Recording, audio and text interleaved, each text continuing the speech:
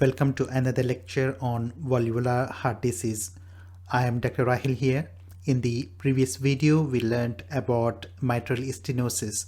Now we will focus on mitral regurgitation. In mitral regurgitation, the mitral valve does not close tightly, resulting in retrograde flow of blood from left ventricle into left atrium. This is a common valvular disorder that can arise from abnormalities of any part of the mitral valve apparatus. These include the valve leaflets, annulus, chordae tendineae, and papillary muscles. Causes of mitral regurgitation can be broadly classified as primary or secondary.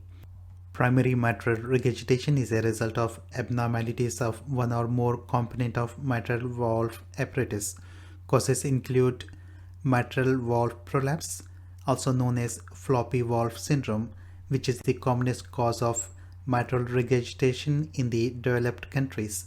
The cause of mitral valve prolapse is unknown, but most cases are thought to be hereditary. In this condition, one or both valves bulge into left atrium during ventricular systole. Rheumatic fever is the commonest cause in rest of the world. Other causes of primary mitral regurgitation include infectoendocarditis, trauma, congenital abnormalities, calcification of mitral valve, which is usually seen in elderly people. In secondary mitral regurgitation, there is left ventricular dysfunction with normal mitral valve leaflets and cords. Causes include ischemic heart disease and cardiomyopathies.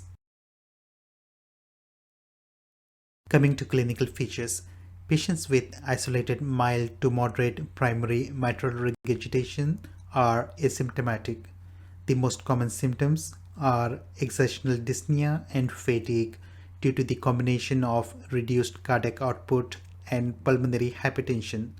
Patients may also develop atrial fibrillation. On physical examination, patients may have bonding pulse, which is a forceful pulse felt as strong throbbing over one of the arteries. In atrial fibrillation, the pulse may be irregularly irregular. On auscultation, first heart sound is diminished. Typical murmur of mitral regurgitation is defined as a holosystolic or pansystolic murmur commencing immediately after the first heart sound and continuing after the second heart sound. It is best heard at the apex with patient in the left lateral lying position. It radiates to axilla. Murmur of mitral regurgitation sounds like this.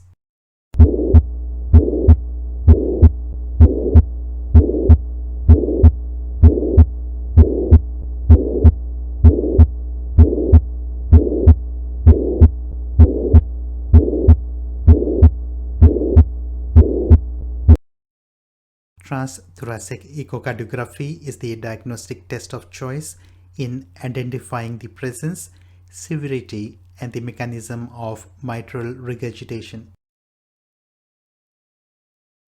Now coming to management.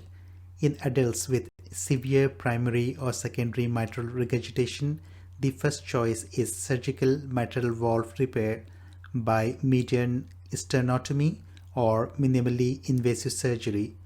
If the valve is not suitable for surgery, mitral valve replacement should be considered.